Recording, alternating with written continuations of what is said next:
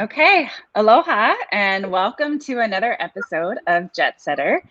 I'm your host, Jessica Rose, and I'm very excited to be here and excited to share yet another expat story with you. Just a little background. I'll be interviewing people who live or have lived internationally. I grew up in Singapore and Hong Kong, and when I was a kid, ended up moving back to the States for quite a while. And then my husband and I moved to Shanghai, China as adults. And although our international experience only lasted a couple of years as adults, I'm still so fascinated by international life and the experience of people who live abroad. So thank you to everyone who watched my first episode with my good friend Emily. I had a great time and I appreciate all the comments you left. It made it really easy to come back and do another show. And so I'd like to introduce you to Cameron and Ana McGregor. This is a couple that I met while working in Shanghai. Cameron and I worked together at Shanghai Community International School, and Ana was a trailing spouse at the time, just like my husband was. And this is an unsuspecting brainiac of a couple who I am grateful to have here with me in Hawaii. When you leave international life, it can be difficult to acclimate into your home country or into another home again. And knowing that you have other people around who understand you and kind of what your experience are is extremely comforting. So I selfishly convinced them to come live here when they were living in Korea. I hope that was a good decision for you. Yeah. Okay. So Cameron and Ana met in Seattle while attending the University of Washington for programs that were supposed to take them in very different directions.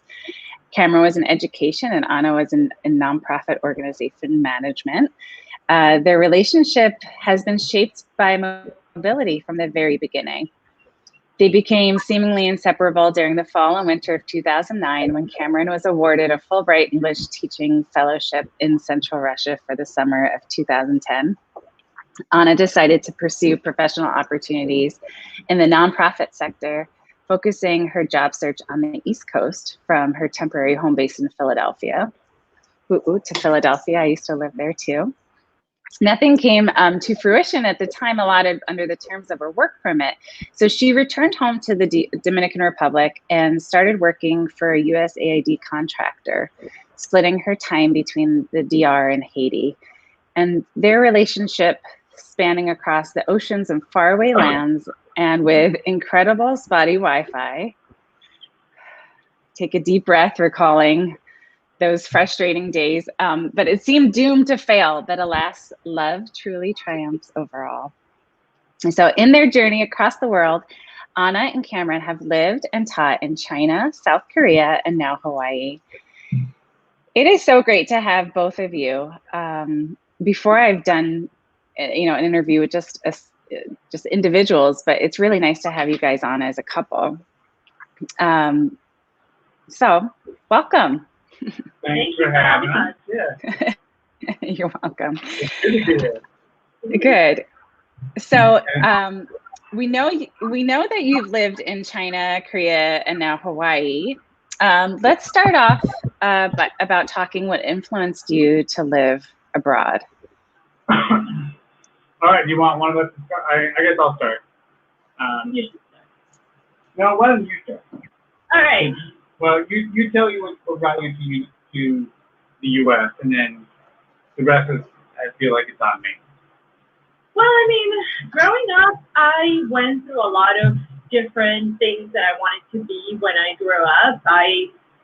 All the classics. I wanted to be a doctor and I wanted to be a diplomat and those kinds of things. But the one thing that I always had clear was that I wanted to travel for work.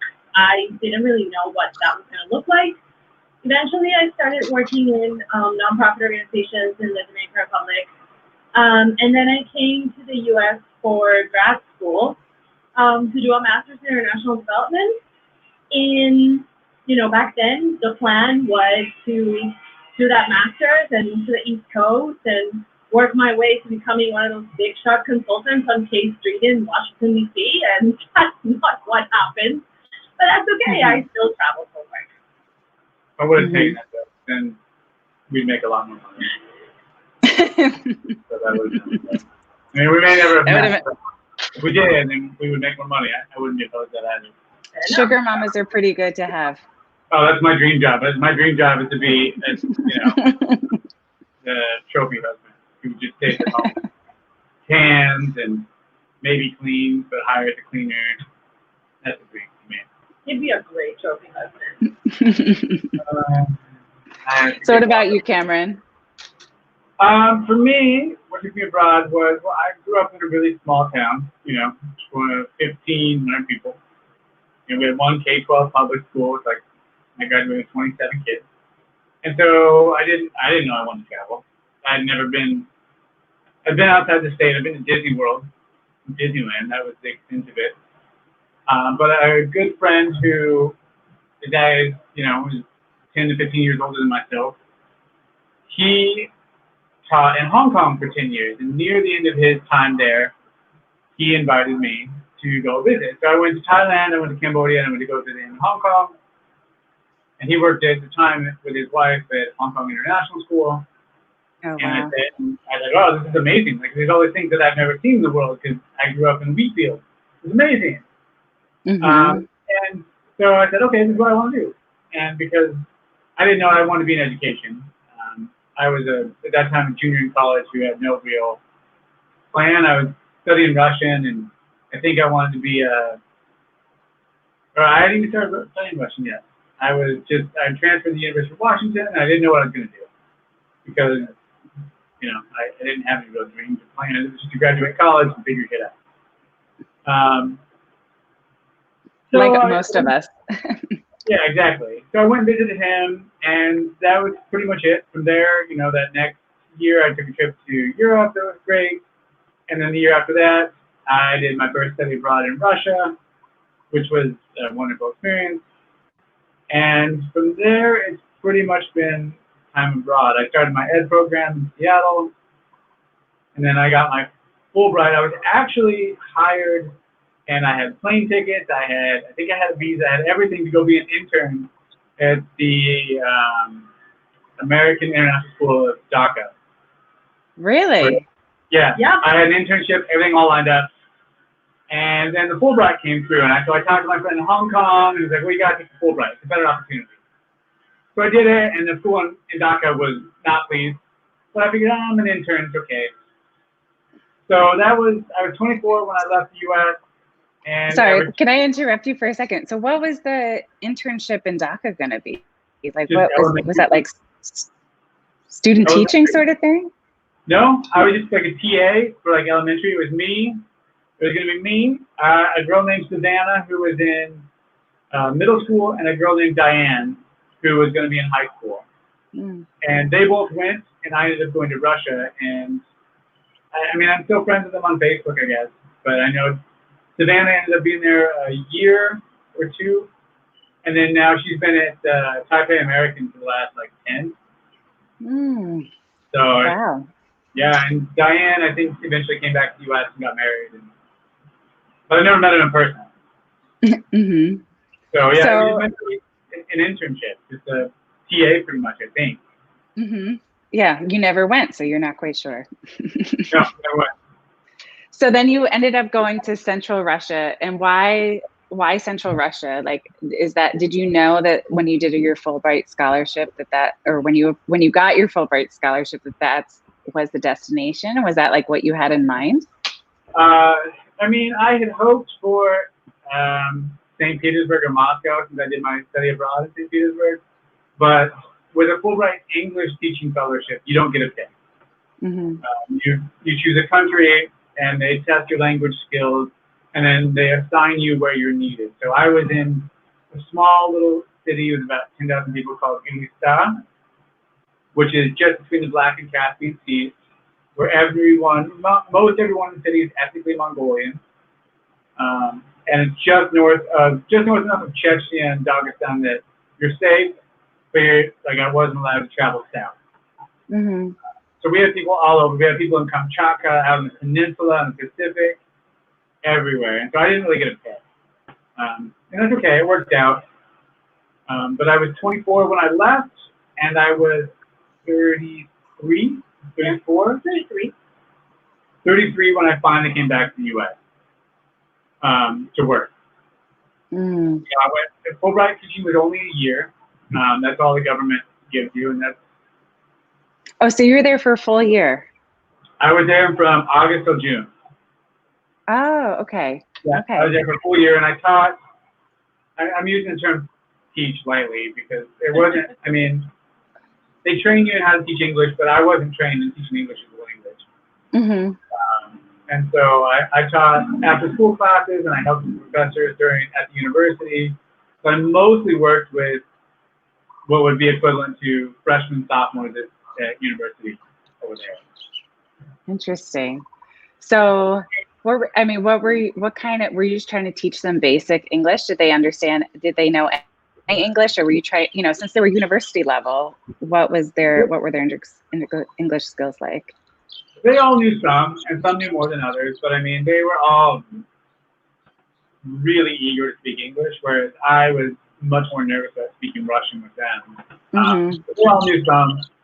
But I think the weird part is that I was only 24, and some of the people who came to my after-school class were 21, 22, and it felt weird to be their teacher, only being a year or two older.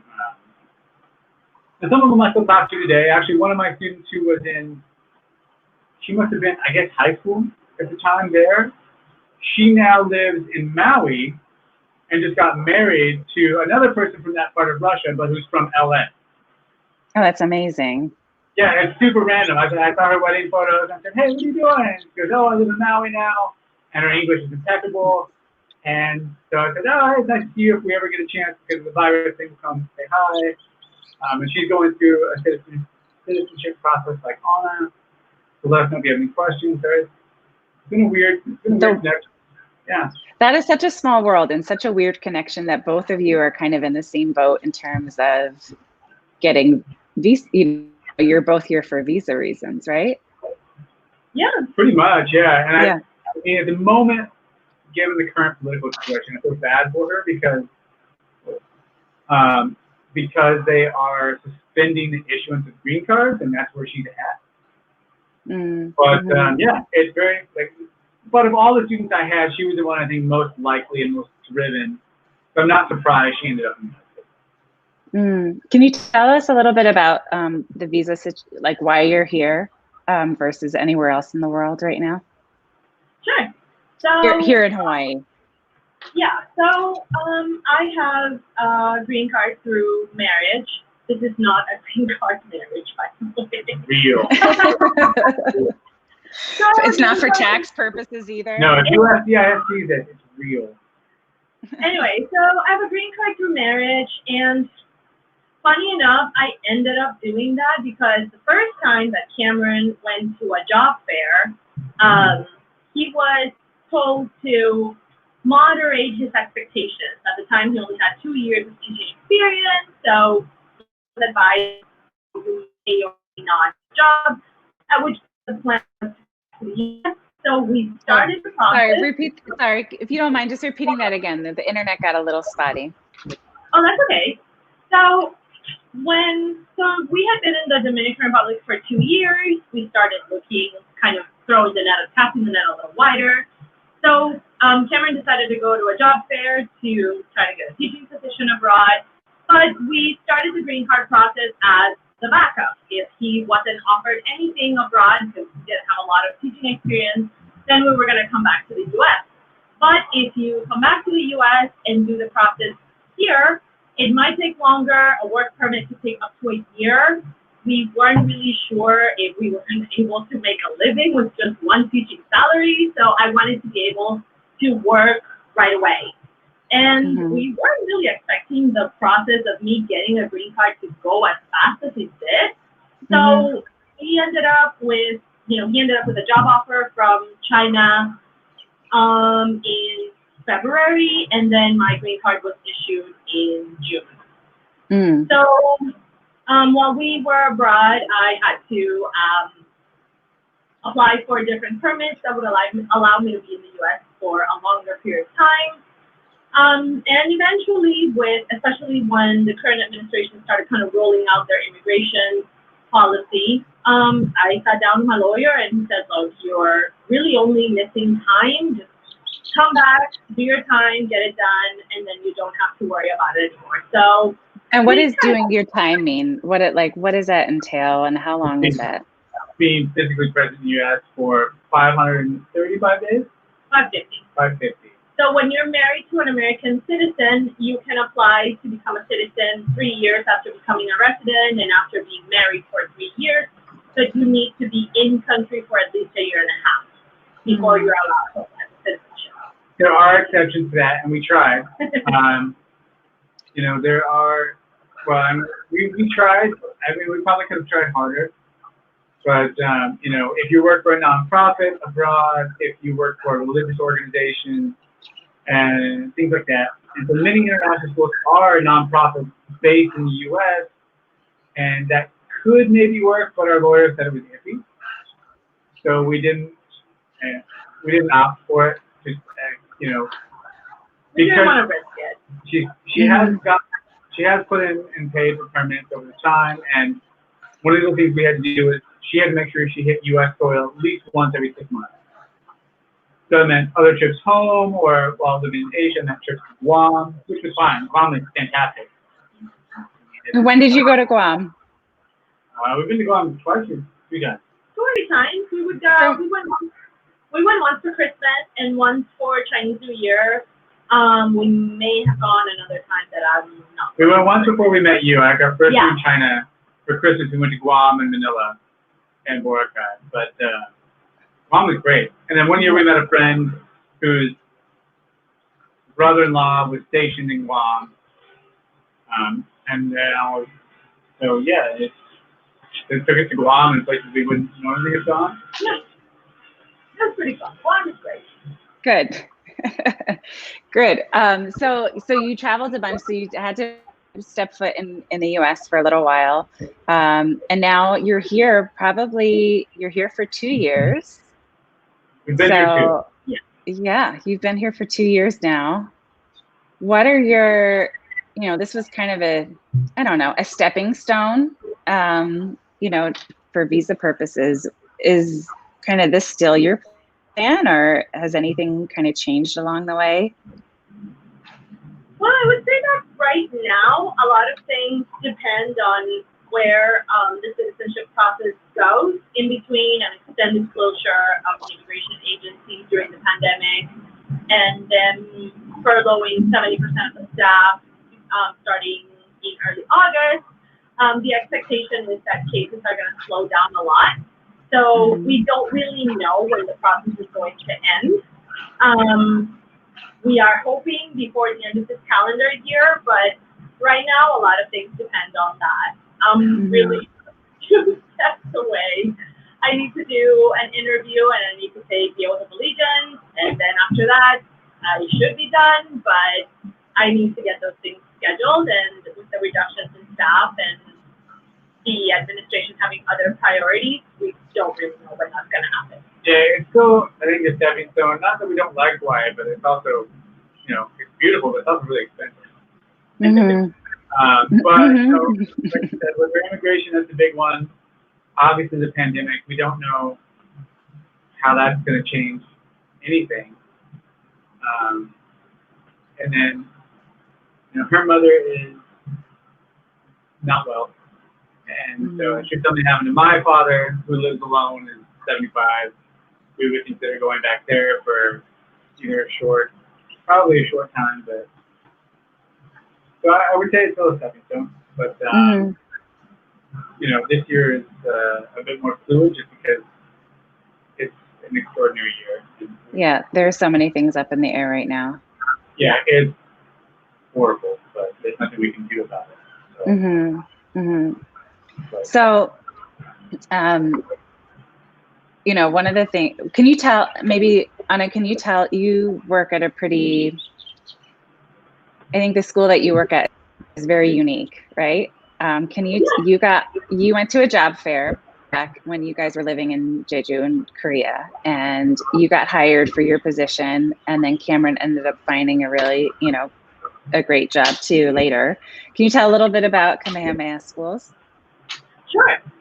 So in the mid-1800s, one of the members of the Hawaiian royal family established in her will that the lands that she inherited and the money that she inherited were going to be set aside for the education of Native Hawaiian children. At the time, in between disease and foreign influence, Native Hawaiians were having a lot of, I don't know if attack is the right word, but a lot of interference with the way that things used to be in the island, and a lot of change was happening. Disease was kind of ravaging the population of Native Hawaiians, so she wanted to set aside a way to help perpetuate education for people of Native Hawaiian descent. So the schools were established, and her husband helped take care of that a lot. He was the founder of First Hawaiian Bank, which is one of the bigger banks in the Hawaiian Islands. Yep. I didn't know that either. Yeah, Charles Reed Bishop was the founder of First Hawaiian, and he also contributed money to a couple of other schools in Hawaii, including the Pacific. So anyway, to go to Kamehameha Schools, you have to prove Native Hawaiian ancestry. So you have to show that you have Native Hawaiian blood. Over time, that requirement has changed a bit, but that's okay. And a lot of it is focused on education. A lot of it is focused on reviving the Hawaiian language, which is kind of on the verge of being considered a dying language. The school is very intent on normalizing the use of the Hawaiian language on the islands and among students, and then teaching students what Native Hawaiian practices and culture are about. So it's a really interesting place to see an indigenous population empower themselves through education. So when the trust for the school was established, the founder owned about 9% of the land in the Hawaiian Islands. That includes a lot of the land where some Waikiki hotels are located, and land in some of the other islands. So it's pretty valuable real estate. And so basically the school develops a number of projects that are supposed to generate revenue to keep education going, and heavily subsidized so that they can reach low-income students that might otherwise not be able to pay for a private education in Hawaii. So it is a pretty unique place, yeah. Mm-hmm. And I think thank you. You just I knew most of that, but you also educated me too. I think it's also Kamehameha Schools has a second largest trust in the nation. Is that right? Do you know about that? I believe so. So I know that it's somewhere close behind Harvard University. Overall, it's about the 8th largest endowment in the world. I'm going to tell you right now. Would you say? Oh, you're looking it up. Thank you. That's a nice thing about having two of you there. One of you can talk, one of you can do research. Anyway, so the school has campuses in Oahu. It has campus on the Big Island in the eastern side, and then has campus in Maui. The other two campuses don't have boarding facilities. So, for example, here in Oahu, we have a lot of students from the western side of the Big Island, because otherwise the commute is impossible. So if they want to keep going, they either move to the east side of the Big Island or they move here to Oahu. And then, of course, students from Kauai and Molokai. And so overall, I would say it's a really competitive place to go. About a 13% acceptance rate. We're all very involved in the admissions process. It's something that all teachers participate on. So we get a lot of say in who goes to the school and who benefits from what the trust really intended. There is some Native Hawaiian teachers, other teachers that are born and raised in Hawaii, but maybe don't have education in Native Hawaiian culture. And then a couple of us that are from other parts of the U.S. and a few other countries. How, oh, sorry, go ahead, Cameron. It's the 7th largest educational endowment in the U.S. after Harvard, Yale, University of Texas, Stanford, Princeton, and MIT. So I guess I was wrong with the second, but still, it's, I mean, it's up there with the biggest universities, Ivy Leagues, you know, in our country. I don't think that it shrunk. I think the other ones like MIT and Harvard, I think they got bigger recently. I had heard the same stat you had, that maybe it was one of the largest in the world. So how do you, what has that experience been like? So you're probably, well, I guess, okay, let me back up. So I bring this up because I think it's a very unique kind of school situation that you're in, number one. And number two, Hawaii, I don't know, to me, it doesn't feel 100%. There's such a strong cultural component living here and that's practiced here that it almost feels sometimes like you're in another country. And so I bring it up because it does feel slightly international to me, at least.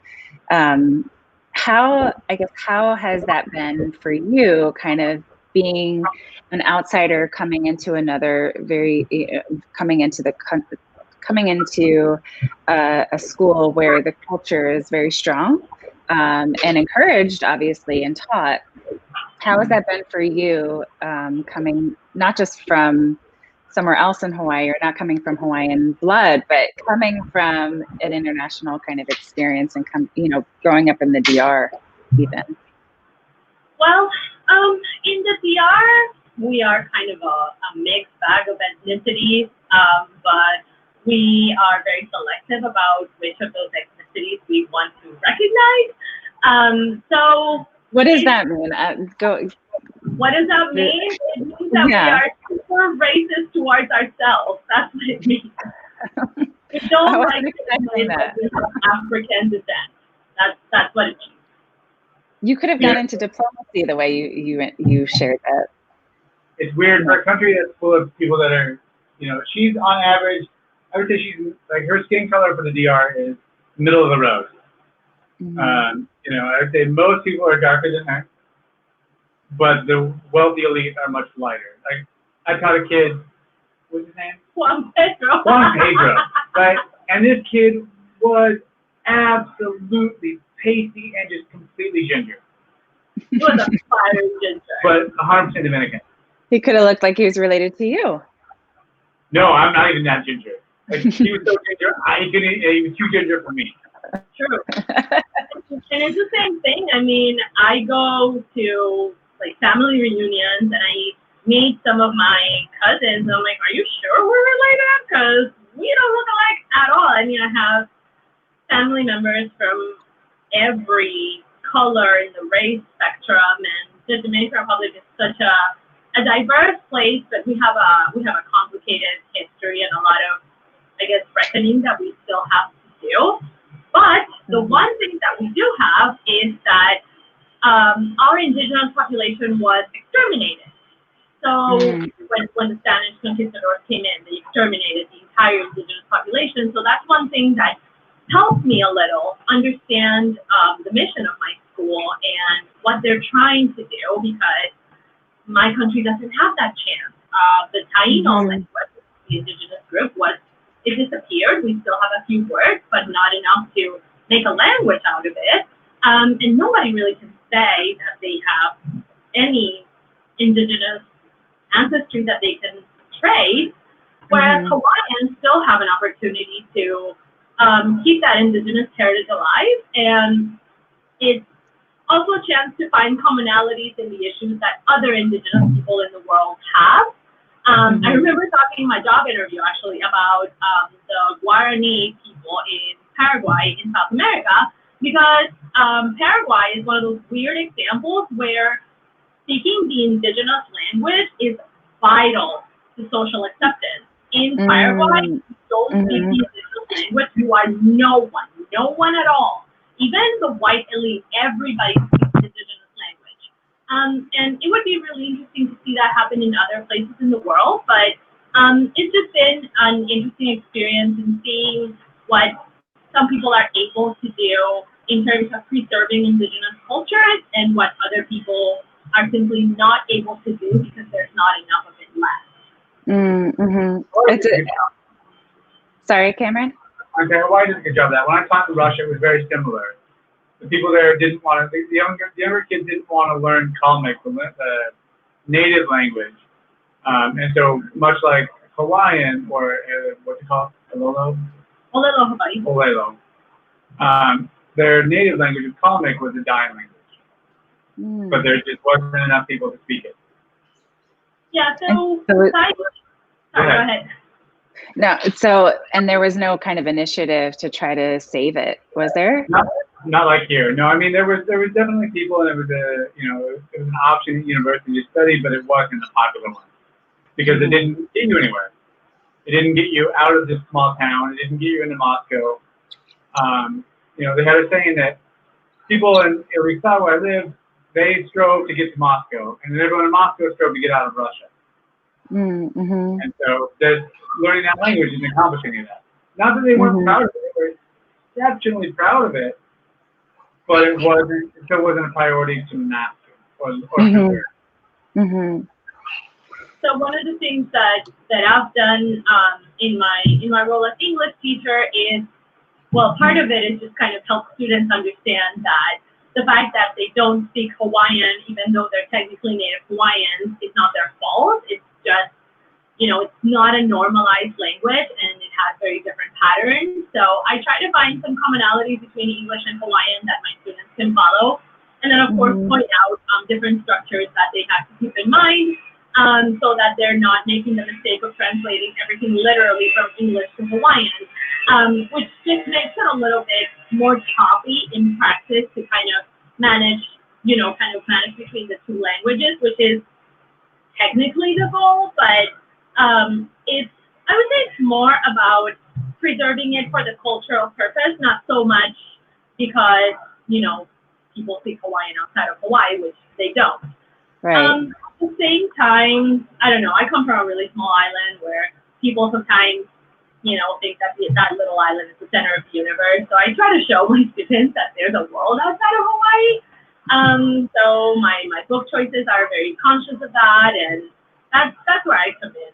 I try to kind of show the importance of tradition and culture and the value of being able to rescue some of that, but also that, that has a place in the world that other people can learn from.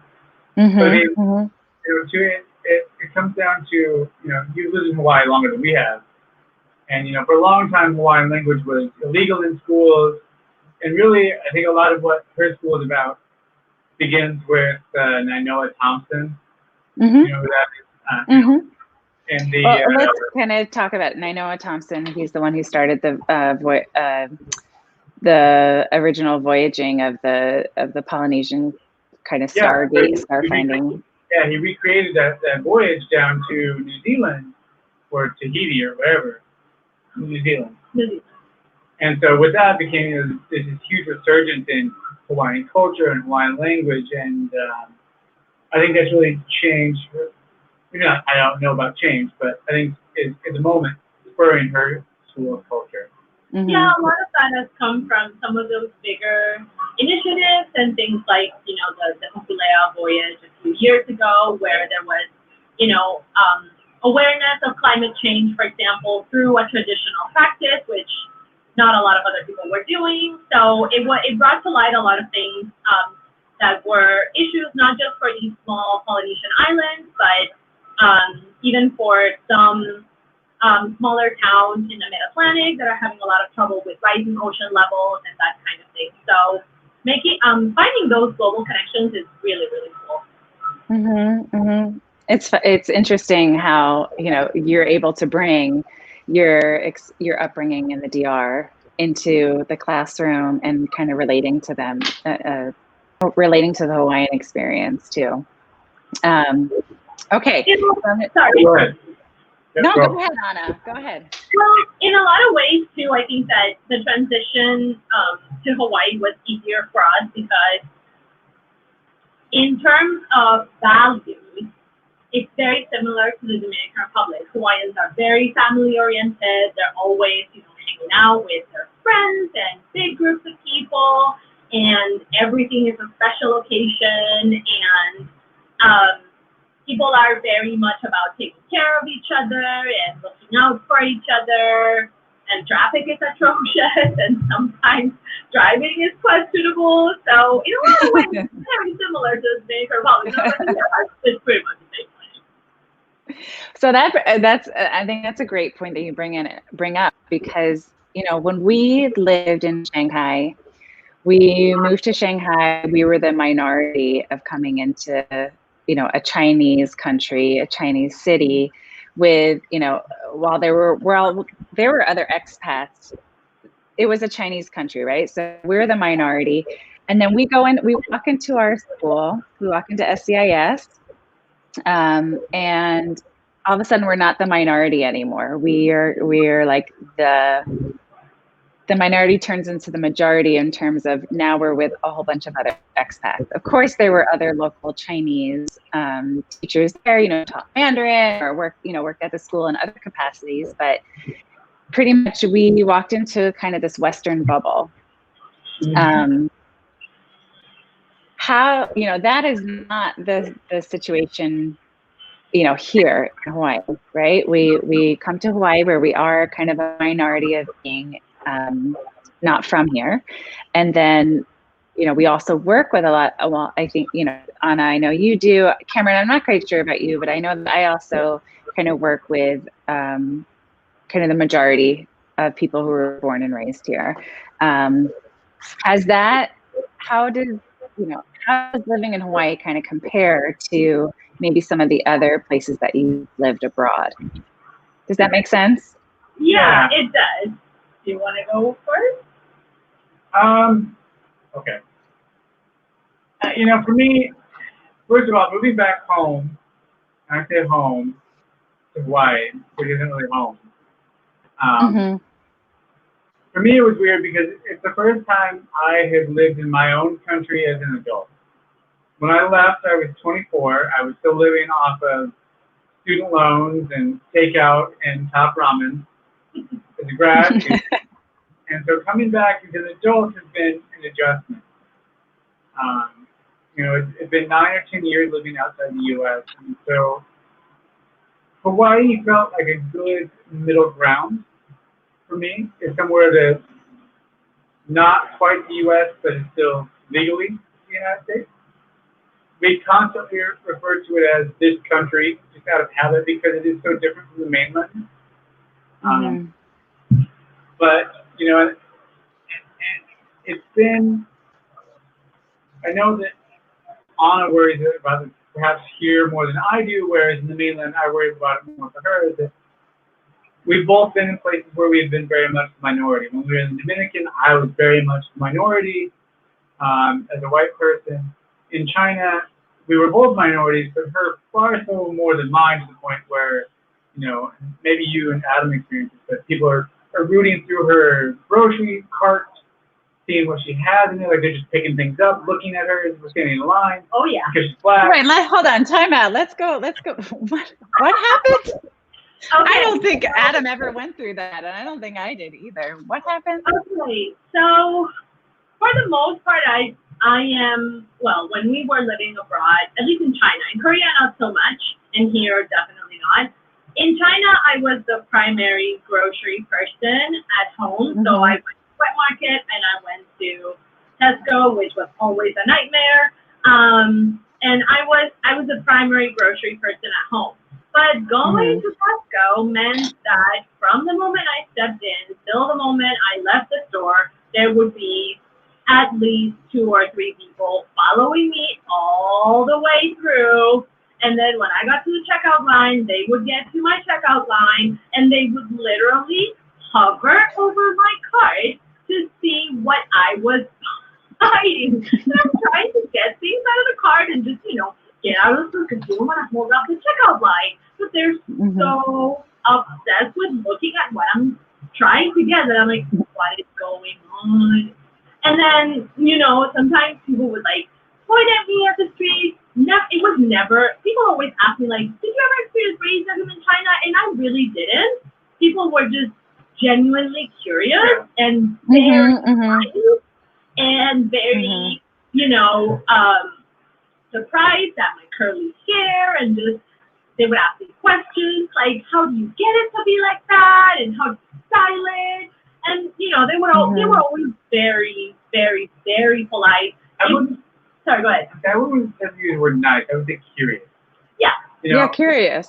Yeah, curious. Yeah, genuinely for her, curious. One thing, you know, for me as a teacher, I had an African American student from the mainland, and we would go on field trips, and people would just random Chinese people come up, put their arm around her, and have someone else take a photo, and I would have to peel their arm off, stand in front, and block her, because it was just, you know, for us, it was very cultural.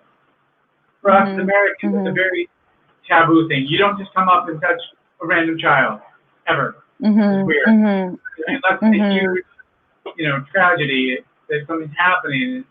But, so I think part of it was mostly just cultural. They weren't mean, but they weren't, I wouldn't say polite either. They were just curious. Yeah. In a way that us, the Americans, violated our personal boundaries, but for them, as Chinese citizens, did not. Right. Yeah.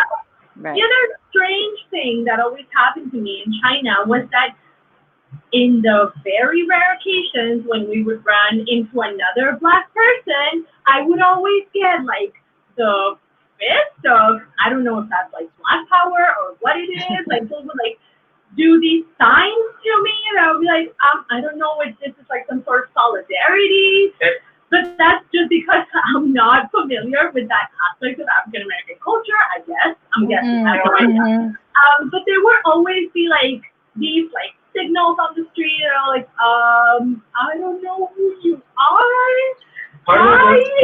That's so interesting that, you know, that someone was trying to connect with you in a way that was supposed to be kind of cultural, you know, in a way. And you were like, I guess, did you do it back?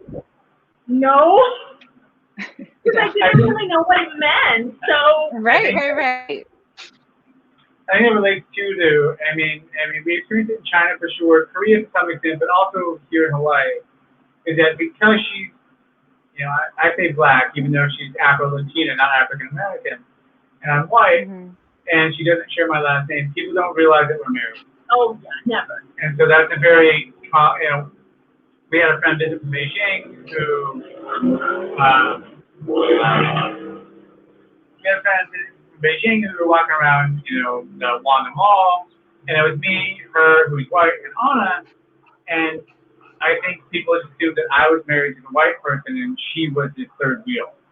And it's not uncommon that we've noticed here in Hawaii either, and I don't think that's common. I don't think that's uncommon to Hawaii. I think that's just people are not used to seeing interracial marriages as often, whether in China or in the U.S. Yeah, so for me, living in the U.S., I guess having that reaction has always been weird. Maybe because I grew up in an interracial marriage. My dad was Black and my mom is white, so for me it was never weird. But Did you raise my hand? I can't help it. No. But to me, as an American, her parents are not interracial. What do you mean? Yeah. So, well, you and I would view them as Dominican, I think. Yeah. Her mom has lighter skin than her, but obviously definitely darker than I am. But that's considered interracial. It's true. Because her dad is darker skin, but her mom is lighter skin, but they're both Dominican? They're both Dominican, but to me, it's like knowing Dominican culture, I don't consider it interracial in the same sense because they are both Dominican. They're both, I don't know, it's weird. Yeah, well, I never thought about this just now. You didn't get to meet my grandfather, who unfortunately always referred to my dad in thinly veiled racial slurs, even though he loved my dad. Like he could never shake the racial slurs out of his vocabulary.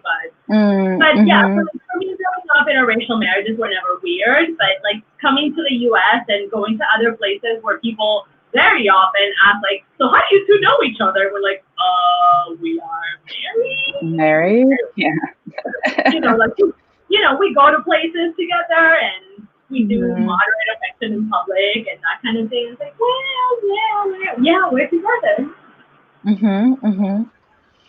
Yeah, Whereas for me, I would, go ahead. No, go ahead. Okay, I wouldn't take her back to my hometown and leave her on her own. How kind of you. I grew up in Northwest Washington. Well, I grew up in Washington State, in the eastern part, and that's as far away. I haven't had too many ones. Far away. Let's just time out. Really, you guys have just you guys were in Oregon for a month, 4 weeks, and you just flew back in today. You've been up for an incredible number of hours. So I mean, this is loving it. Yes. Oh, good. So you guys are kind of exemplifying the true kind of international living experience in this very interview. So thank you for bringing real elements here. You go back to work the day before a break is supposed to be over, and then you show up back to work jet lag. That's what you do. I had a friend whom you know, whose name I won't say. At the beginning of remote learning, said, how much, what time are you guys on? Are you guys on summertime? Like, is it 11 o'clock and you maybe crack open a beer? And I said, no, it's airport time. No one knows what day of the week it is, barely knows what month it is. It's airport time. You may stroll to an airport bar at 7 a.m. and have a drink because no one cares and no one knows. Hey, I have a question. I guess I usually do have the questions, right? But do you remember what we were talking about before I interrupted you about the, I think there were a couple of things about like the interracial or, do you guys remember what we were talking about before? I was just saying that I wouldn't leave her alone in my hometown where I grew up. Yeah. Like I said, you would not. No. I heard that wrong. I heard that you would, and I was like, "Oh, that's really great of you, Cameron, to just leave your wife." It would be cowardly almost. I grew up in Washington State, where it's about as far away as you can get from the South. Yet I still grew up seeing, Confederate flags in cars. You see gun racks in people's cars parked in high school, and I wouldn't feel, if she was just going to the grocery store or living, maybe, but certainly not walking around, maybe after dark. And again, I don't know. That's me projecting. I haven't been back to my hometown in, I don't know. 4 years? 5 years? No, maybe 7, 8 years. It's been a while. Yeah, it's been a while. So if anyone's watching from Israel, I apologize. It's my projecting. But at the same time, too, I don't speak with many of my friends from high school just because there is a difference in political opinion. And so the interracial aspect is not completely foreign, but it's certainly not common. And even do you find here? Oh, sorry. Go ahead. Here I feel like there's a lot more interracial relationships than maybe other places in the U.S. Do you kind of take note of that too? I mean, they're primarily, I think, Asian with another race, but have you observed that at all too? I have in my school with some of the sets of parents that some of my students have. You might have a white student. I had students that had a white parent married to Native Hawaiian, Polynesian parent, or mixes of Asian and Hispanic, or Asian and Pacific Islander, or Asian, Hawaiian, and Native American. We have a little bit of everything, so it's a bit more diverse in that regard. My students were very surprised to hear this past year when we were talking about the history of slavery that interracial marriage was illegal in the U.S. until 50-something years ago. They were like, what? So my grandparents' marriage was illegal? I'm like, well, kind of, maybe, sorry. They're like, what? It was an illegal marriage? So yeah, I mean, I think that here in Hawaii it's an exceptionally diverse population just because it has so many waves of immigrants that at this point all kind of fall under that very broad term of the people of Hawaii. I think here is mostly the shock we get is because they don't assume we're married because they don't share the same last name. Yeah. More than anything else. But you know, my students last year, 2019, 2020 class, I think we had 3, maybe 4 students who I would consider fully Caucasian, and the rest were all at least partially Asian. Whose parents who had his mom or dad had either married someone from Asia, married someone from Hawaii who was partially Asian. So no, I don't think the interracial marriage thing in here is weird. I think it's just the idea that we don't share the same last name. Yeah. More than okay. Yeah, that does throw people off quite a bit. So let's talk about some of the perks of international living. So, and drawbacks. Let's kind of go through both. So I absolutely know what the perks are for me living in Shanghai, but I would love to hear what the perks were for you, you know, in each of the places that you've been in, and maybe some of the drawbacks too. I will go 100% sure. So the first and best perk is that you don't pay taxes. That's my favorite thing. Is that most schools will cover your local taxes, and because you are paying taxes in another country, you can't be taxed in the United States because it's double taxation and because of the law. So that's the best part. That's my favorite part. I love Shanghai's really the only school I've worked at. I love the diverse student body. In Korea, I taught mostly Korean students. And I mean, our school is mostly students, which were great. Fantastic. I taught some of my most favorite students ever of all time at that school. But I love the diversity of SAIS.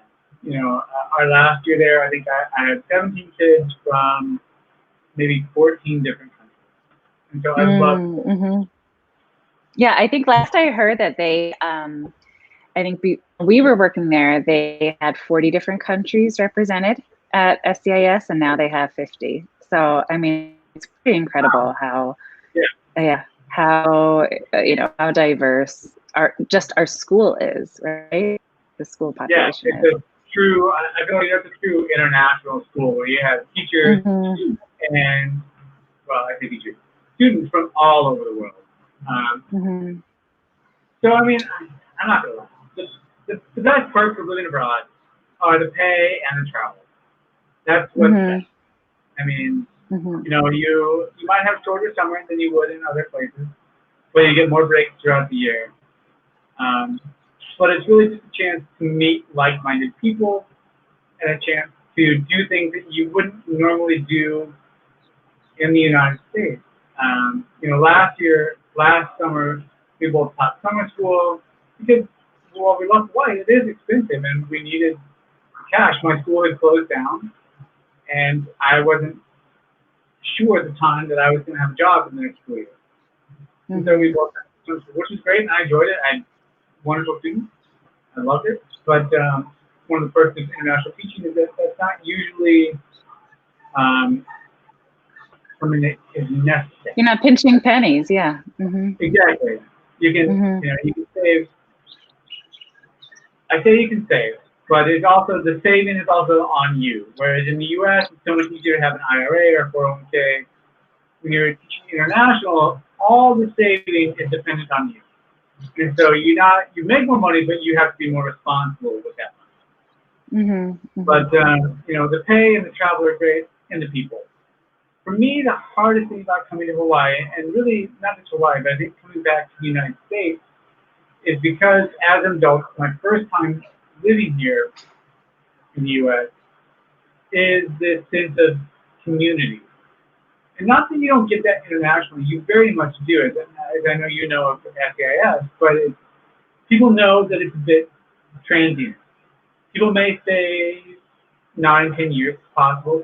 People may say 20. But People may also say 2 or 3, and that's accepted. Whereas here, not just in Hawaii, but in the U.S., you know, it's not common to come to a school for 2 years and go to another school for 3 years, and then 4 years, and then 3 years. And so this idea of, okay, well, I don't agree with everything you're doing, and I may not connect with you all right away, is hard.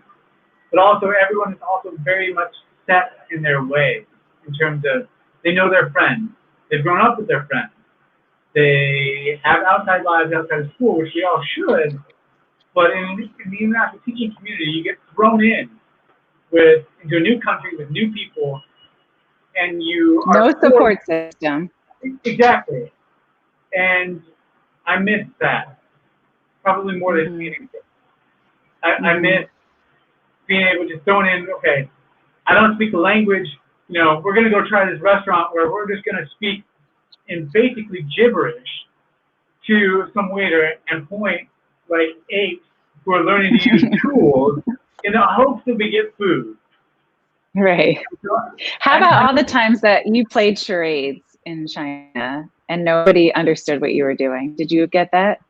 Oh, for sure. The first time I took her to what we thought was like food street in Shanghai. You know, for me, Shanghai was Gourmet Street. I think that's what it was. Yeah. No, Gourmet Street was down by Wanda. Oh, yeah. This is down by like where you go. And let me just say, John Gourmet Street was supposed to be Gourmet Street, but they spelled it wrong, so it ended up being Gourmet Street. Sorry, go ahead, Karen. We didn't understand the idea of like food street, and so we went down this place where eventually I would go and get, you know, John Bing Chinese breakfast burritos every morning. And we went to a restaurant, and for me, living abroad, I had been abroad before to all sorts of places from Russia to, you know, I visited Turkey and Europe, all sorts of places in the Dominican. And for her, it was a brand new experience. She'd been Dominican and the U.S. This is going to lead to my what have we done moment. So we sit down in a restaurant, and just pictures. I'm like, oh, this sounds great. We ended up eating there, but basically ended up me happy and her in tears. Because she had no idea what she was eating, and I was content to eat whatever they put in front of me. Yeah, there were mushrooms in my dish that I didn't recognize, so I think I saw those mushrooms, and I was like, oh my god, this is going to ruin mushrooms for me forever. Well, that's the thing, too, about living internationally. You walk into a whole new country where you typically don't know the language.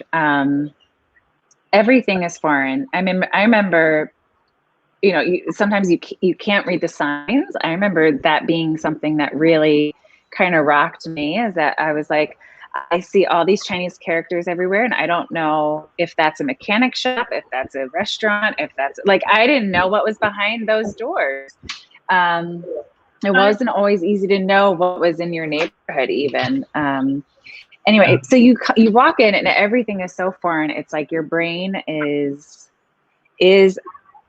overwhelmed, you know, like you have to process so many different things, the flavors, the smells, like all your senses are totally overwhelmed, that I think it's totally normal, even though you're usually so excited when you step foot, right? And you're so excited to be there. It's totally normal to have moments where you break down in tears and lose your shit. Like, so I'm gonna talk. Yeah, go ahead. More alcohol. So I will say, you know, when we talk about smells, one of my favorite and least smells is the smell of sewage. I know it sounds weird. I don't actually like the smell. But the first time I ever went abroad to Thailand and Cambodia, you can smell the sewage in Southeast Asia and in the Dominican running through everywhere. And so to me, I don't like this smell, but it reminds me of that first moment. And while I don't know how to describe the person teaching international, because there's so many. Whether it's the pay, whether it's the travel, whether it's the people, whether it's, you know, I described it to a friend last year, is I like the idea, I don't like talking to new people oftentimes, but the idea of being culturally uncomfortable is fun. Yeah, Mm-hmm. I learned that after Mm-hmm. living in China, and now I feel like I'm a better person when I am uncomfortable to a small or greater degree. I need a certain level of discomfort because if that didn't happen, and it happened to a great extent in China, I think I would be a much more inflexible person. I became Mm-hmm. much more flexible, more open-minded after moving abroad. 'Cause moving to the U.S. for grad school wasn't necessarily an adjustment. It was an adjustment because it was the first time for me living on my own, but it was an adjustment in language or culture because I had been speaking English since I was 6 and coming to the U.S. on Mm-hmm. vacation since I was 5. So it wasn't really that much of a change other than, not having sun in Seattle for 230 days of the year. That was a shock. Mm-hmm. That was a big Yeah, shock for me. We were very warned in my department, like, come to the counseling center and use the light therapy lamps, please. Nobody get depressed. So that part was hard. But I don't really think I would be in education had I not gone to Shanghai. Anyways, go back to your original question. For me, this is my, I don't know, 10th, 11th year teaching. The first of teaching international are, in no particular order. I like the pay. I don't get paid better, but it works out in more of my favor. I love the travel. I love the people. And I love the new opportunities more than anything. You just get to meet. That's been the hardest thing for me at home is that I don't connect with people in the same way I did international because no one has the same experience. Mm-hmm. No one's been thrown into this mix of, okay, here, you need cleaning supplies. You're gonna have to walk 2.5 miles to a Tesco and figure out how to pay and exactly what it is you're buying, whether it's bleach, whether it's dog soap, food, who knows? And and I miss that. I miss those opportunities. Which sounds insane, probably, to most people, right? I mean, I think one of the things, which sounds insane, I think, but I think if you've been internationally, it's easy to relate to that. And although it may not have been the most pleasant experience in the moment, it's something that you can appreciate kind of looking back, at it. And I think one of the things too is that you step foot into a community where nobody else has a support system and nobody else has their roots in the ground. So you have to rely on one another.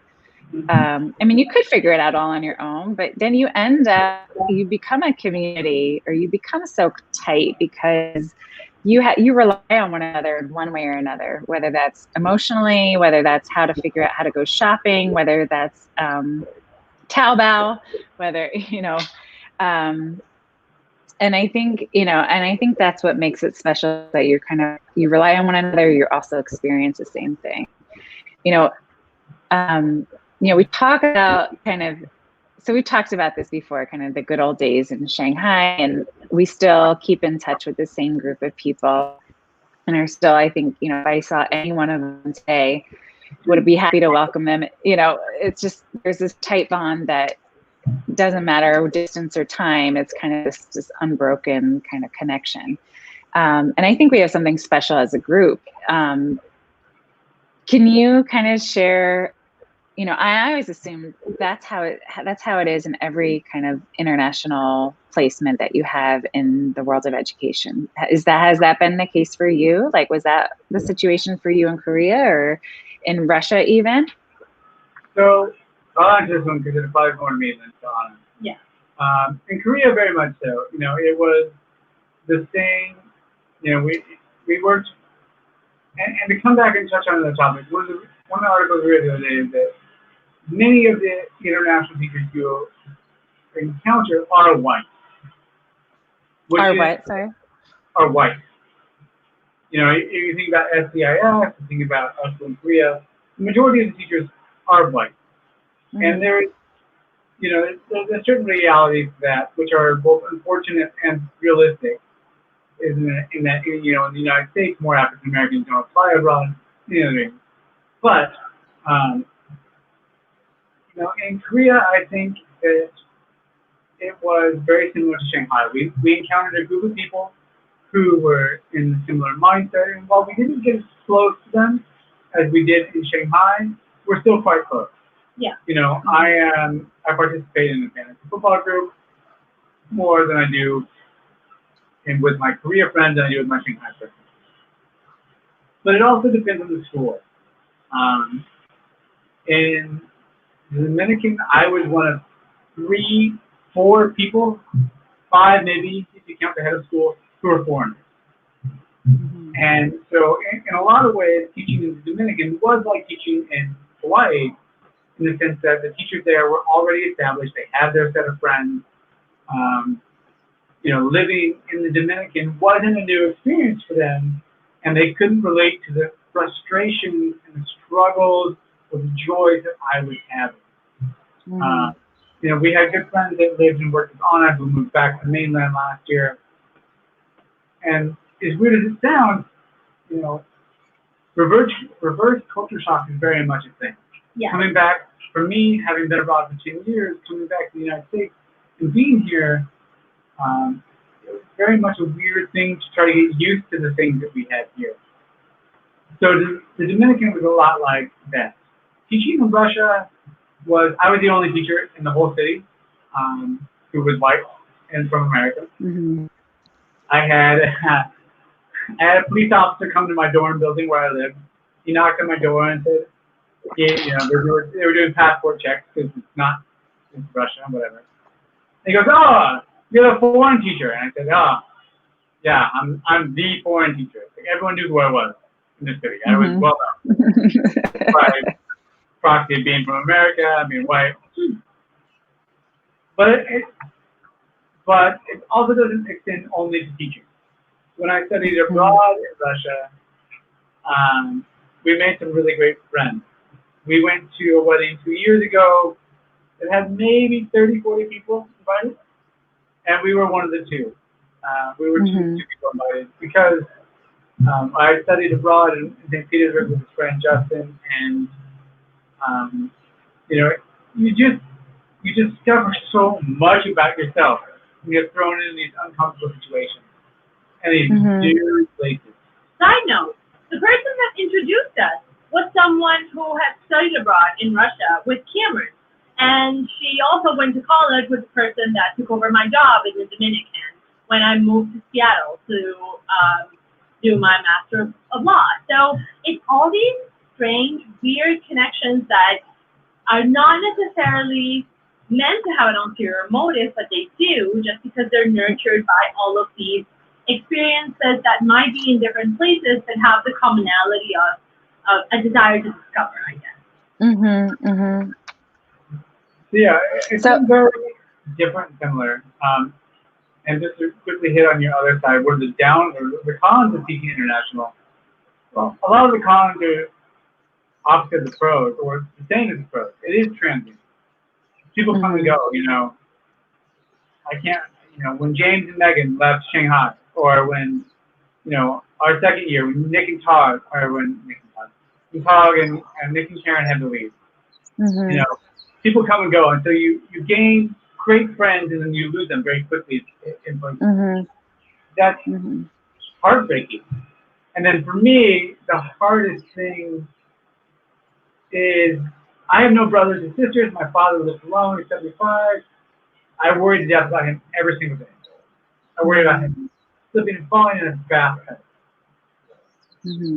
So it's one of, yeah. I would say that being away from family and missing on so many things is the hardest thing. Like, Cameron missed the wedding of his best childhood friend because it was like a week after we were supposed to move to Shanghai, and that was a really difficult decision to make. I missed my oldest niece's high school graduation. I've missed all of my nieces and nephews' high school graduation. I may or may not miss her college graduation next year. I've been away for the sustained decline of my mother's health. I was away when my sister lost her baby 10 days after she was born, and I wasn't there to accompany her and go bury her baby with her. All of that stuff is really, really, really hard. And sometimes it makes you question, like, why in the world am I doing this? Why am I keeping myself away from all of these people and missing all of these important things? And then for me, for example, I hear my nieces and nephews, and to them, oh yeah, woo. I know. Well, you give me goosebumps too, and yeah. Well, I mean, to them, I'm like the cool person that, is like this trailblazer that goes live in different places and does all these different things. And I'm like, like at the end of the day, all I want to do is just go back and like spend some time with you. And now they're all like in college and they have like their own lives and they can drink alcohol. It's like, oh my God. When did you grow up? How did this happen? And I wasn't there to see it. I was there when you were a little kid, and now you're men and women, and I'm not there, and that's incredibly hard to go through. And I think that's like it's the price you pay, and right. Sometimes for some people it's not a price worth paying.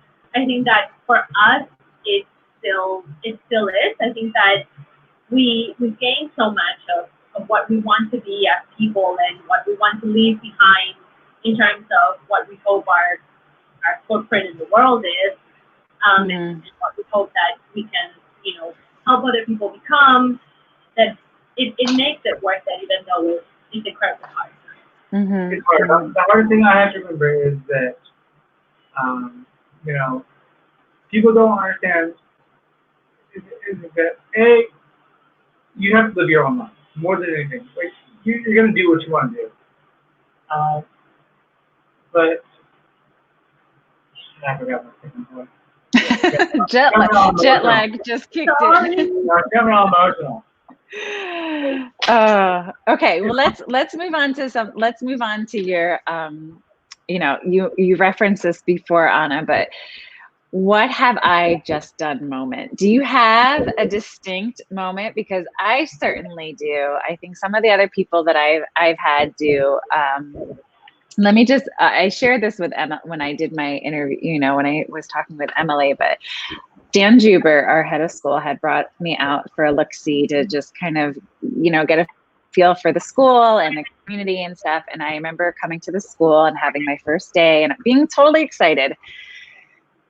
And also at the end of the day, being totally overwhelmed with information and sensory overload. And gosh, I was even invited to a couple, they ended up moving before I was there, but a couple's gender reveal party. And so it was a combination of beautiful.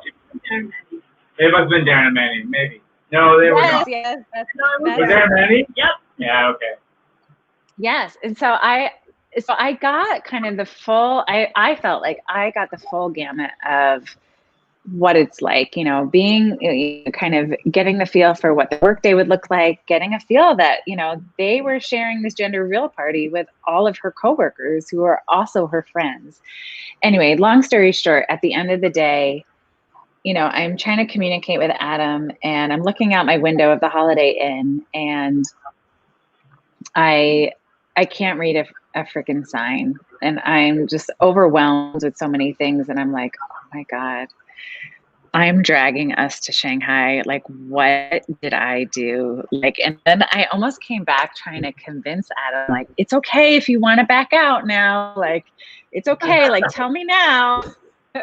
But I have this distinct memory. And so I'm very curious, as much as we've talked about, everything, kind of anything and everything, there's so many of these. I'm so glad I'm doing this interview with you because there's so many things I didn't know about your perspective on international life, but this is one I'm definitely interested in hearing. What was your oh shit moment or what have I just done moment? If you have any. Oh, okay. I'm very curious to hear yours because you definitely know which were mine. I mean, for you, I think it was that moment we went and got food. Yeah, I mean, the whole issue of like mushrooms that I didn't recognize, I was like, oh my God, what is happening? Something as like as minor as that, right? Like, oh my gosh, I don't recognize these mushrooms. Yeah, and there were just moments when I would just kind of space out in the middle of like running an errand. I was like, oh my God, I live in China. How did this happen? I mean, China was like on the top of the no-no list. This was not supposed to happen ever. So I never kind of quite lost that sense of rather bafflement of like, oh my God, I live in China. Oh my God. But that very quickly transformed into, oh my God, I live in China. This is amazing. But like for me, the other moment that was like, oh my God, what have I done? Was when I started realizing that going in the professional trajectory that I was going before moving to China was not going to be feasible while in China. And I had to make a decision on, you know, whether I was just going to be a non-working spouse and, you know, stay home and spend a lot of money and not do a whole lot of things, or maybe try to work something else out. And so that's why I said that, you know, I would have probably never ended up teaching had it not been for international education, because the school environment was very welcoming, the administration was incredibly supportive, the kids were just on it. I never thought I would ever step foot in an elementary classroom, ever. And I ended up subbing for 5th grade and 4th grade, including Cameron's classroom a couple of times. And he did a great job. And I was like, I can do this. My class is awesome for the week. And so, you know, teachers, I would, you know, leave super detailed notes to teachers like, listen, I didn't do this thing because this didn't quite go to plan and the kids were kind of didn't understand this thing, so I decided to do something else. And the teachers were like, oh no, we totally trust your judgment, it's fine. I was like, oh my God, these professionals trust my judgment, so maybe I can do this. So it was, but at the same time, you know, student teaching was like all the way across town, and it was very long days in a school that had a very different population, and, you know, I was like ready to nerd out hard on some of the kids, and some of them didn't really speak English very well. I was like, oh God, maybe this is not gonna work. But yeah, so my what have I done moments are like mushrooms and teach. Cameron, what are yours? Mine are all over the place. From the first time I studied abroad in Russia, one of my good friends, who the same one who invited us to his wedding, you know, we went and we're in some, you know, we're 20, 21, 20, I don't know, we're in college. And we're at some club and he's dancing, and some girl is dancing with him, and he somehow is covered in blood. And it's like she kind of looked at him and he goes, like in our terrible drunken Russian, he's like, oh, don't worry, it's not my blood. At which point, my gosh. She was like, no. And you're like, what am I doing here? Is that what? It was amazing. I loved every second of that. I think the other one was 24th birthday, though. Yeah, this is 25th. This time I turned 25 when I was teaching on my Fulbright. Like the students, you know, they, like I said, they were not much younger than me. They were 22, 23. They took me out to several different clubs, and I turned 25, and it's maybe midnight. And we've gone from one club to 2 clubs. I think we're third place at this point. And these drunk Russians leave the dance floor.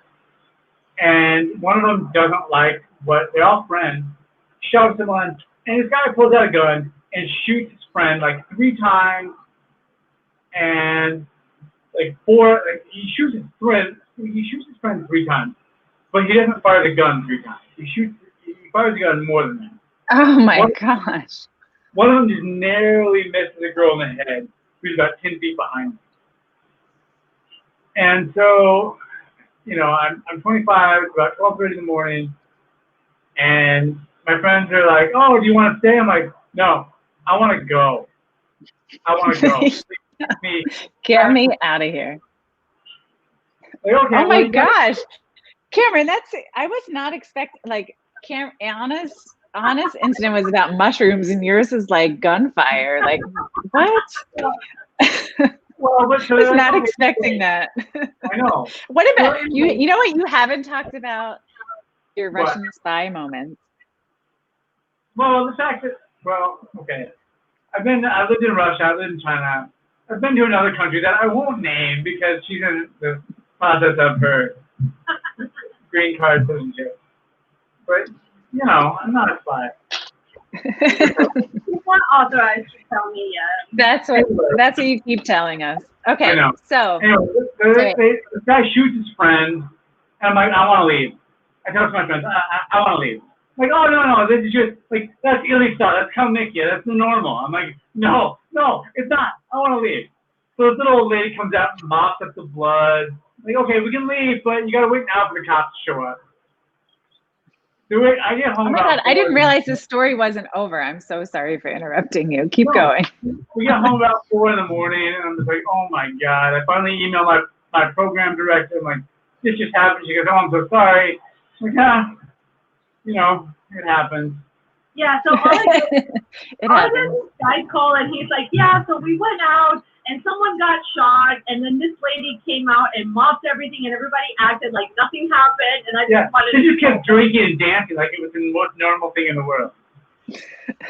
But it's also not the first time we've seen people get shot. You know, we were sitting in our apartment in the Dominican, about 5 p.m., you know, a guy walking home from work. The guy comes up, shoots him twice in the kneecap, robs him, leaves. We got robbed at gunpoint when we first moved to the Dominican. Yep. Oh gosh. So I mean, you know, it puts things in perspective. You realize that you could die at any moment, but I could die. We got deep real fast. Yeah. Yeah. So for me, those are the biggest oh shit moments. Or in Russia, my least favorite moment was the last. I was leaving the country, and they turned off the water. The whole city. To the whole city. Except for the hospital. And so my dorm, like, they went up and they locked all the bathrooms. You couldn't go to the bathroom. You had to go outside to the porta potties. What we would call they provided porta potties for you? No, it was an outhouse. Oh. And so it was my first experience.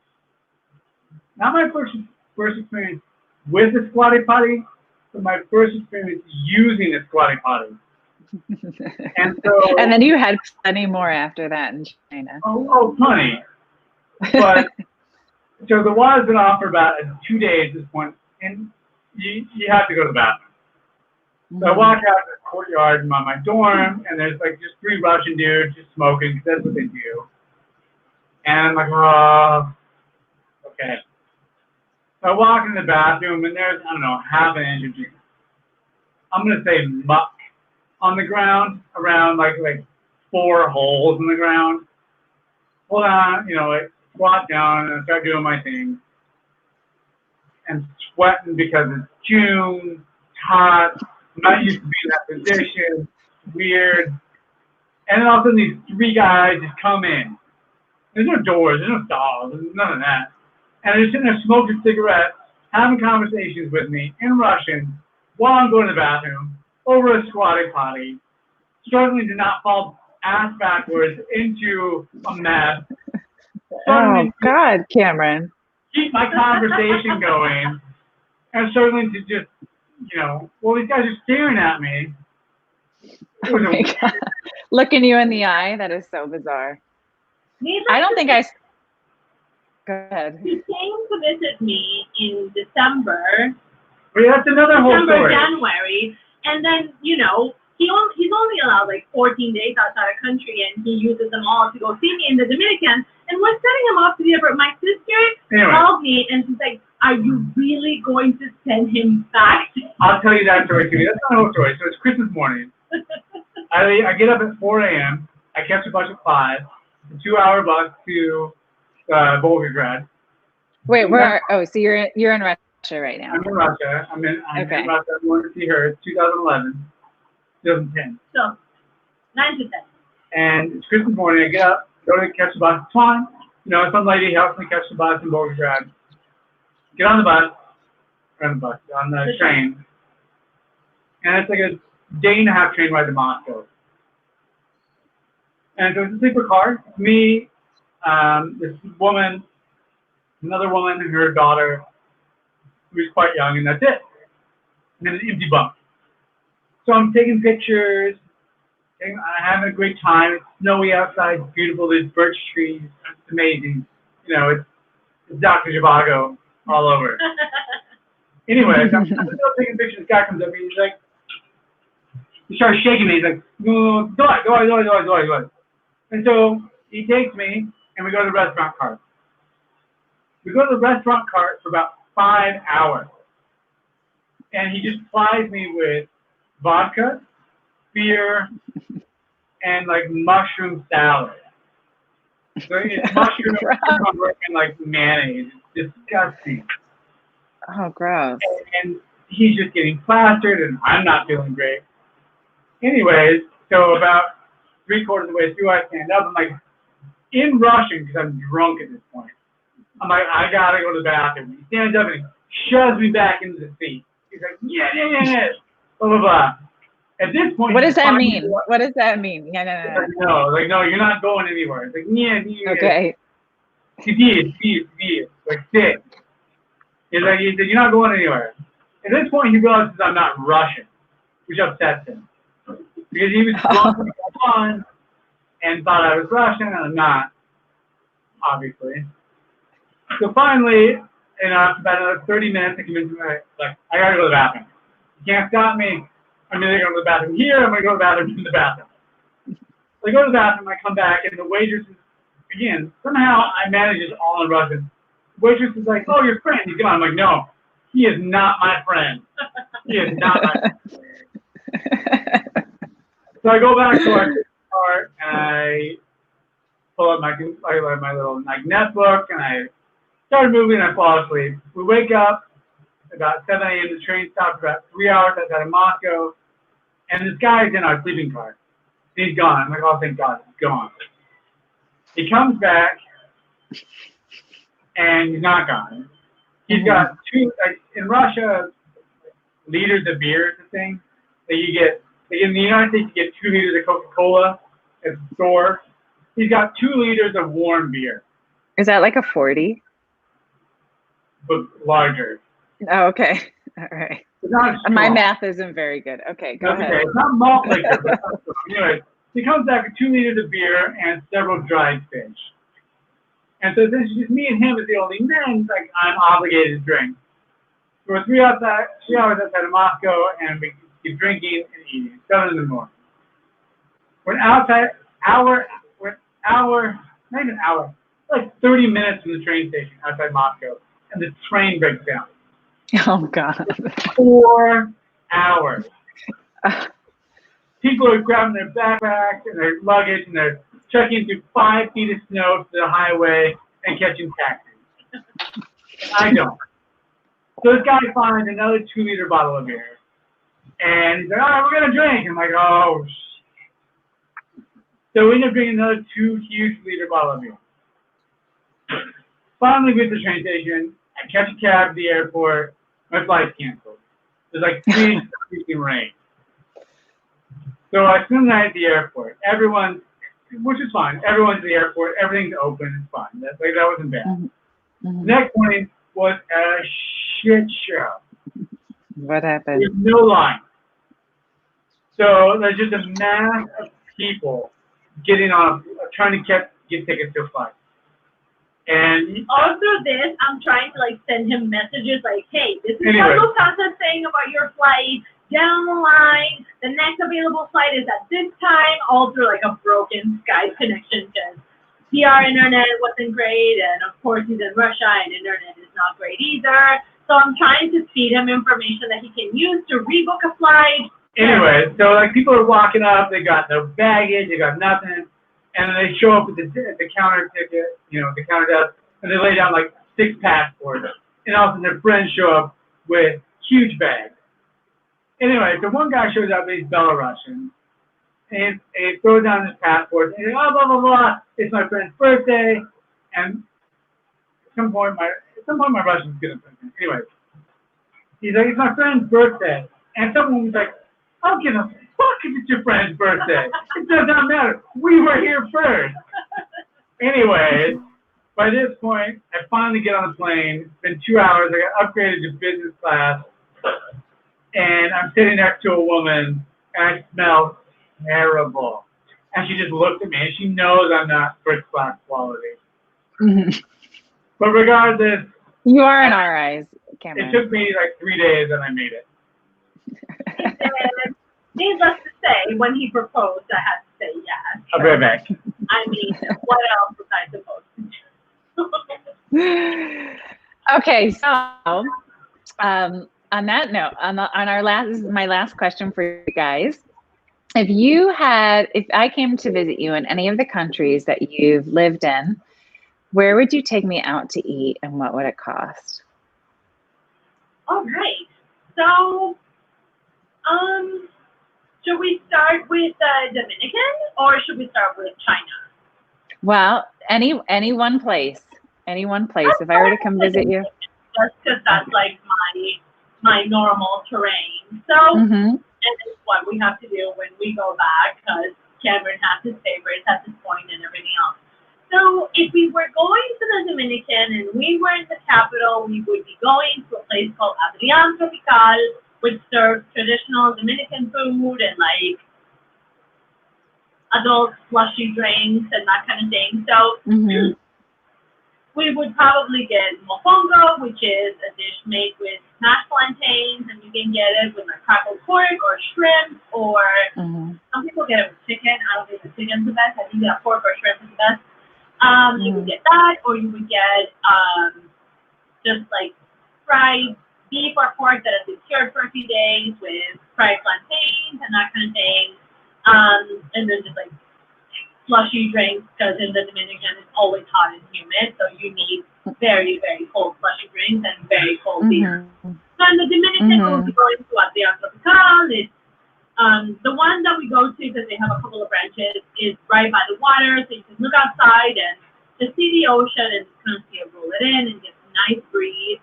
That's a staple. We always go there. It's like a big thing down there if you have like big celebrations or a birthday or a graduation or just a big family reunion. It's kind of like and so like what would that cost if like the three of us were to go there?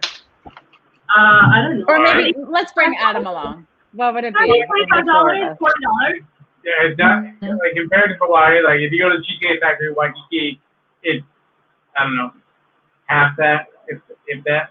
Yeah. It's nothing for more food than you can eat plus beer. Yeah. Okay, now we're in China. Where would you take?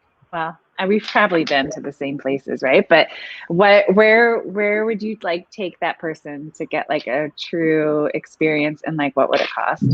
I'm gonna take the lead in this conversation because I'm also the stronger cook in this relationship. So I'm I missed the whole question. What was the question? Where would you take people if they were visiting you in the place that you go? So if we were in China, I would suggest probably two things. I would say northeastern Chinese food, dongbei, because there's just a lot of variety. If you want starchy things, you can get that potato thing that is like a kind of like a big tower potato. Great. Or you can get fried pork, or you could get, I don't know, like northeastern Chinese food is really good, and flavor-wise, it's not that challenging. It's not spicy. It's not super oily. It's not super veggie heavy. There are no weird mushrooms or anything like that. So I think that for foreign palates, it would be really easy. I would either do that, or I would take people to get Uyghur food, because the process of seeing people doing noodles by hand is amazing. And because they share the Islamic heritage, a lot of the flavors are similar to Middle Eastern food, so that can be also kind of accessible to a lot of people. My favorite Uyghur dish is the one with like the potatoes and the beef and the sauteed vegetables, where you kind of get the whole thing. He always gets the noodles, I always get the potatoes. Obviously, we don't know the name, because why would we? No. That's so true. It's Arabic, so you just go to a place in China that has signs in Arabic, and you go, and hopefully there's a guy smashing noodles into a table, and if they do that, it's legit Uyghur, so I would do that. So here's the one thing you probably didn't know about Uyghur food too, is that it's also gluten-free. I mean, so I was gluten-free when I first came to China, and I had to give it up in order to, because my experience of like eating the food was more important than the consequences I was going to have of it. So anyway, Uyghur food was the Muslim noodle shops were the ones that I could kind of tolerate the best. So anyway. So then that means that those noodles are probably made with buckwheat. Yeah, I think so. Places that Oh you my could gosh, get Cameron. in the places that you live. I'm gonna say my take for Korea, and I think that Cameron will agree with it, but I'm just gonna see. If they were coming to, well, at least Jeju, because Jeju is its own ecosystem in Korea. I don't really know if you can get this in other places in Korea. It would be dakgalbi, which is the best dish ever. It's good, but it's not. No. Fried chicken. Korean fried chicken is amazing. Well, that too. No. Even convenience store fried chicken in Korea is better than any fried chicken you will ever have. My friend Matt I think the point of this conversation is that, or the point of this question is that there is amazing food everywhere that we go. And there's also pretty terrible food everywhere we go too. But Cameron, I was counting on you to say jianbing, which is the Chinese breakfast burrito that is amazing and costs like 30 cents. I'm saving it for you. Okay, yeah. You have very strong feelings about jianbing. It is the thing I miss most in life. Like, I love my mother's dog, Buddy. She's a cute little mini Shouter. But I love John Bing. I love John Bing. I love this woman next to me. Oh, like, it's close. Yeah, I know. I feel it. I think we should open up a jianbing street cart here. In Portland. Shit. Let's open it up in Hawaii, and we can probably charge the same amount. If you had a John Bing truck in Waikiki, you would make thousands of dollars. Let's do it. Okay, McGregors. I'm sorry. You're both not McGregors. We had made a whole point and conversation about that, but I still consider you the nomadic Gregors. Gregor! It's been so fun. Yeah, Gregor. It has been so fun to chat with you guys. I've known you guys for, I don't know, not that long, but I still feel like I know you guys pretty well. And this was, since 2014. Yeah, it's been a while. 6 years. Mm-hmm. We're always open but to still, like, I feel like I've gotten to know you guys that much more through talking about this, So thank you so much. I hope you have a really good night's sleep tonight after your jet lag and your drinks. So thank you for joining me. And it's been my pleasure. I hope we're not, Well, I hope that we are not the cause that you have to shut this thing down. I don't know. But if you ever see a filler, we have plenty of stories. I want to do it again because, when you talk about international teaching, there's so much that's great. I don't know. There's not just, let me rephrase, not international teaching, but being international and experiencing new. Abroad? No, not just abroad, but just new things that are outside your norm. I think in the world that we're living in right now, and especially as we've come back to the United States, having that perspective of realizing that, okay, your way of life is not the only one, is incredibly important. And that's a hard thing for me here in the United States. Yeah. Man, it's hard. Yeah, I can relate to that for sure. And I think that's a big piece of why I wanted to start this little pet project of mine, is because it's something that I truly miss. And while we'll still travel internationally, and still kind of go around. What? Sorry. So, what are you and Adam? Would you and Adam like to go back abroad? Will we go back abroad? Is that what you said? Would you like to? Yeah. Oh yeah. So, I think Adam is a firefighter here, and he's in love with his job. That's why we ended up moving back. Which is fine. We're in a marriage. We're in a partnership. We figure out what works for both of us. Living in Shanghai certainly opened up more doors for me professionally that I would not have been able to kind of get had I not moved there. And so moving back to Hawaii after Shanghai has given me a different opportunity that I never left. So, which I'm very happy with. And so this will be our home for quite a while. But I certainly need in like the very gut of me to get out there and into the world, traveling during any of the breaks I have. And then I hope that maybe we'll kind of make our way back after Adam retires at some point. So we'll see. Although I've gotten a couple kind of convincing comments about, hey, Saudi can provide international jobs for you both from Emily and Swarna, so friends of ours. So, well, I don't see that anytime soon, but who knows? Saudi is, yeah. Yeah, maybe we should just end it now. Maybe that's a good way to. Thank you so much, Ana and Cameron. It has been so fun, and let's hang out soon. You guys are only like a few miles away from me, but you know, with social distancing and everything, it's been such a pleasure. Well, once we finish these 2 weeks, we can proper social distance. Yeah. Sounds good. Okay. Thank you again. We appreciate it.